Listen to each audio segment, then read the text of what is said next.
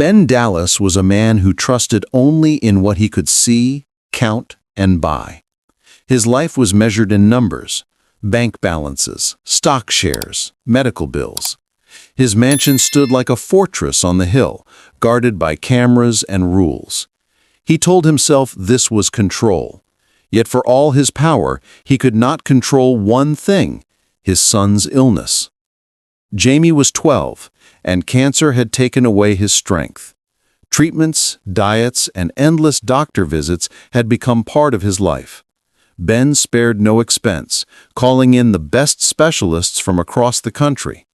But every night, when the house grew quiet, he looked at the pale boy in bed and felt the truth: money was not enough. Still, Ben refused to let faith inside his home.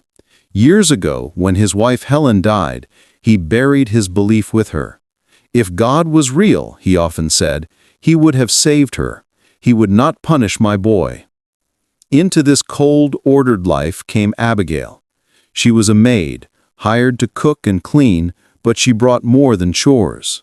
She was gentle, steady, and treated Jamie like her own child.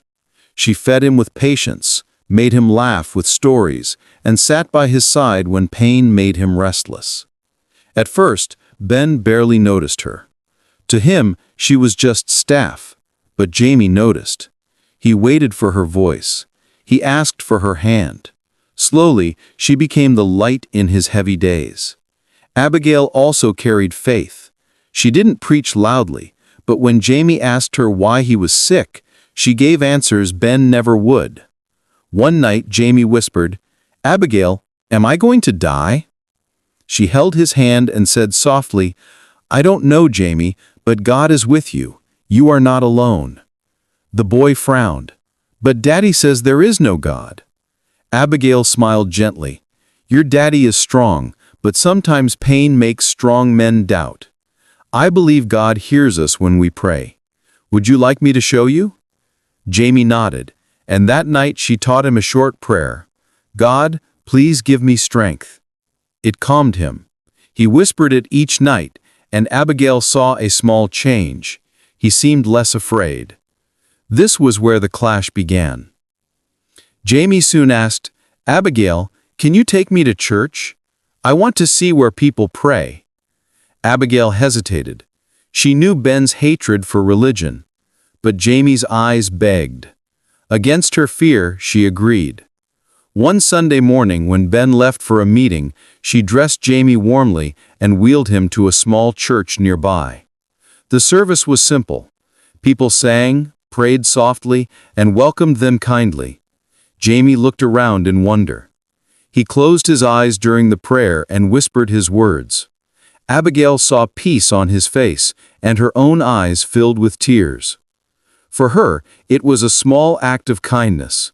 For Ben, it was betrayal. Later that afternoon, Ben returned. He expected Jamie to be resting, but the boy wasn't in his room. Suspicion rose quickly. He asked Mrs. Thompson, the head housekeeper, where Jamie was. She stammered, "Sir, Abigail took him out for air." Ben's chest tightened. He checked the gate logs, then the cameras. His jaw clenched as he watched the footage of Abigail leaving with Jamie. Minutes later, a message buzzed his phone, a forwarded photo from someone who had seen Jamie in church. There was no mistake.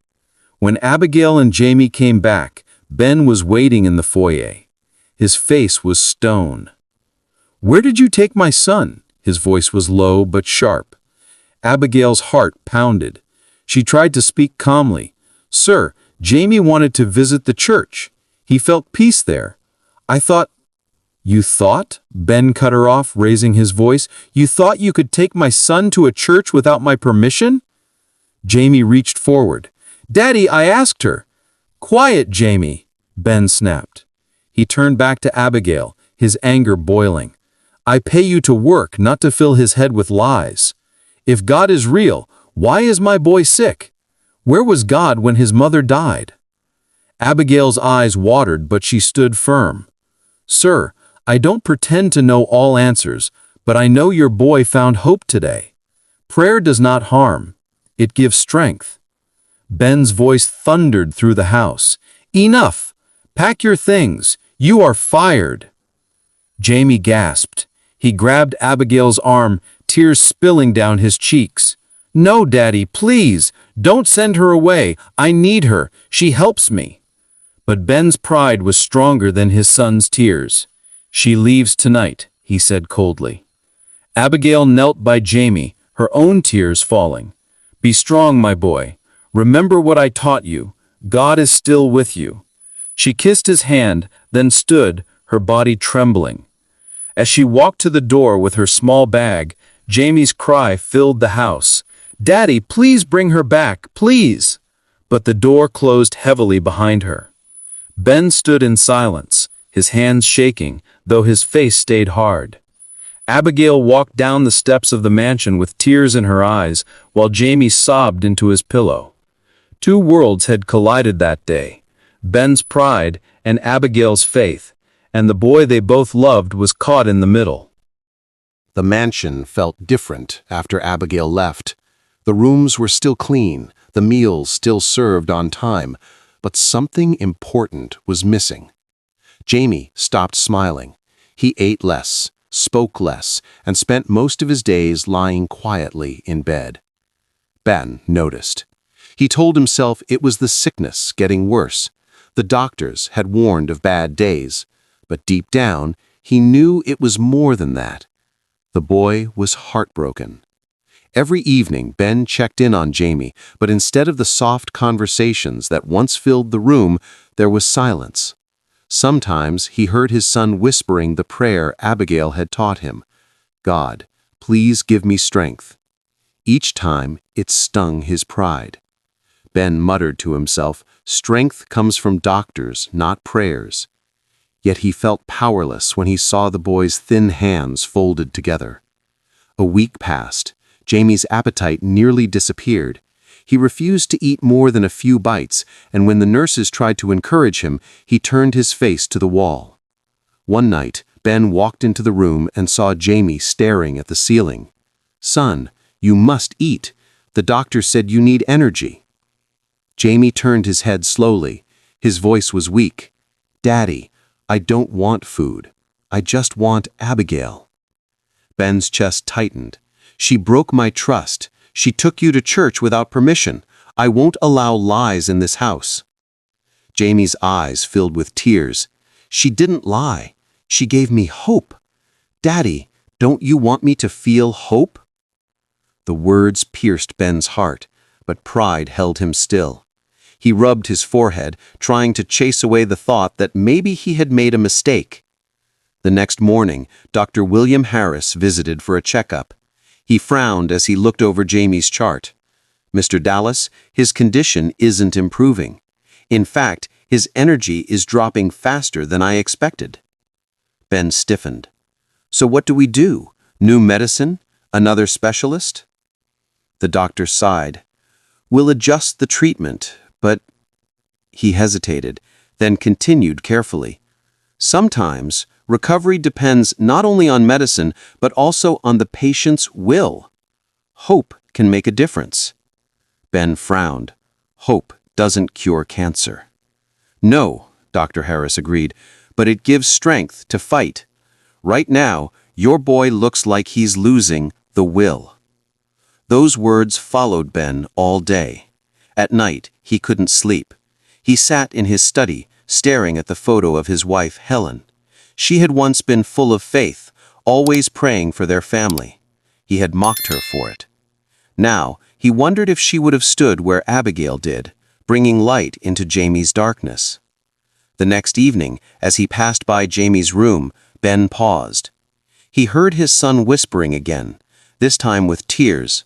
"God, please bring Abigail back. Please." Ben leaned against the wall, eyes closed, his heart heavy. He had power, money, and connections, but he couldn't give his son what he truly wanted. By the second week, Jamie's condition worsened. He had to be rushed to the hospital after a sudden fainting spell. Ben stayed by his side as machines beeped and nurses moved quickly. The billionaire, who once walked with pride, now sat slumped in a chair, helpless. Jamie woke briefly and whispered, "Daddy, I want Abigail." His small hand clutched Ben's sleeve. Ben felt his pride break in that moment. He held the boy's hand and whispered back, "Rest, son. I'll bring her." The words surprised even him, but once spoken, they pushed him to act. That night, in the quiet hospital corridor, Ben took out his phone. His finger hovered over the screen. Calling Abigail felt like admitting he had been wrong. Yet his son's face haunted him.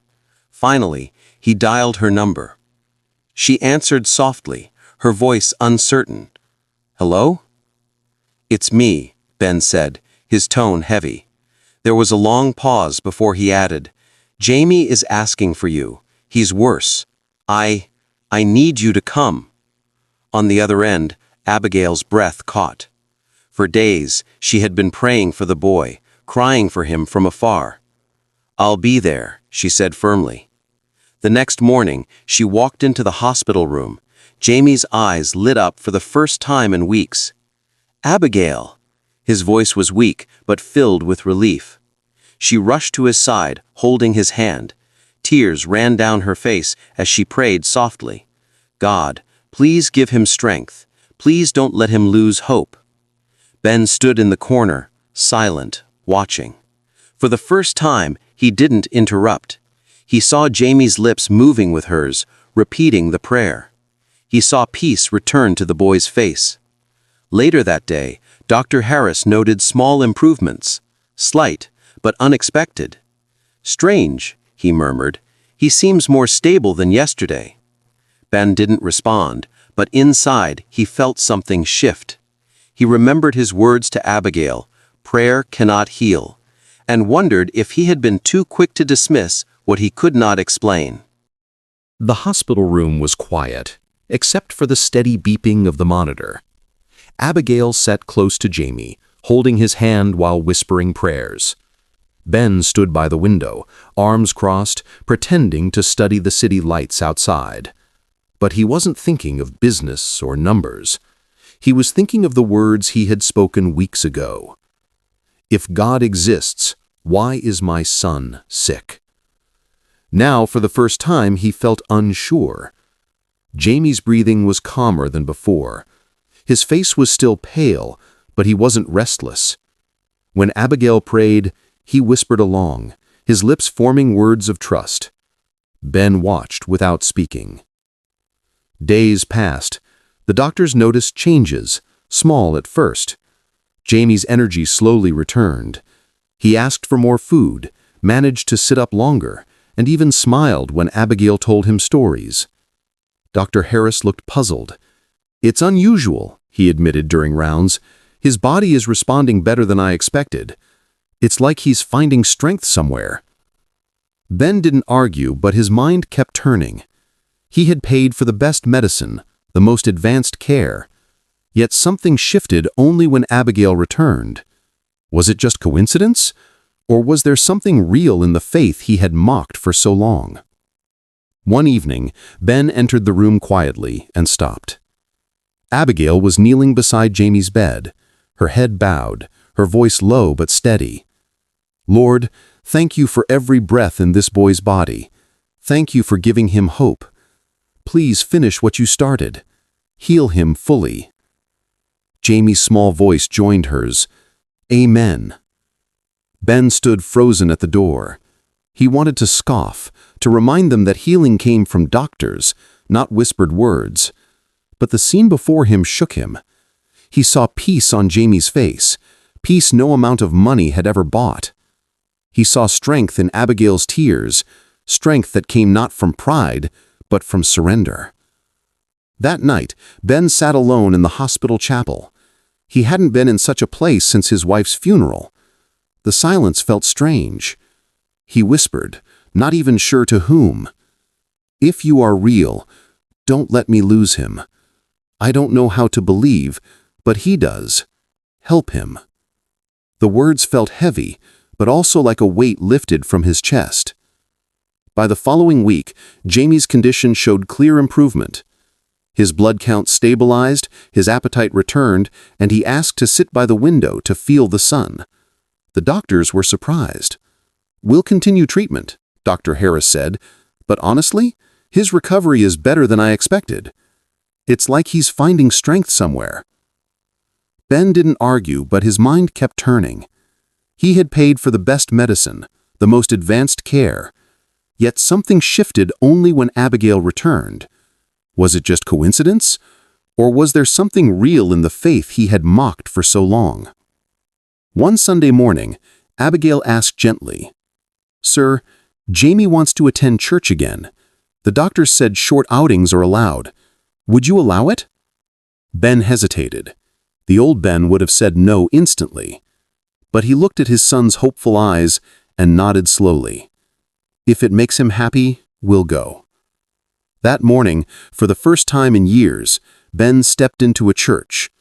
He walked beside Abigail, his son in a wheelchair between them. The people welcomed them kindly. Jamie smiled as the music filled the air. He closed his eyes and whispered his prayer again. Ben sat stiffly, his eyes scanning the room. He felt out of place. But then he looked at Jamie, his weak, once hopeless boy, now full of peace. He looked at Abigail, her face soft with tears, hands lifted in faith. And he realized something. Money had bought doctors. Money had bought machines. But money had never given his son this light in his eyes. It was faith. Faith carried by a maid he once despised. When the service ended, Jamie looked up at his father and asked, "Daddy, do you believe now?" Ben knelt in front of his son, eyes wet. His voice broke as he said, "I don't understand everything, son, but I believe you found strength where I couldn't. And maybe I was wrong." He turned to Abigail, his pride finally lowered. "I owe you an apology. I thought your faith was weakness, but you gave my son what I couldn't. Hope." Abigail's eyes filled with tears. "Sir, I only did what any mother would do. I just wanted him to know he wasn't alone."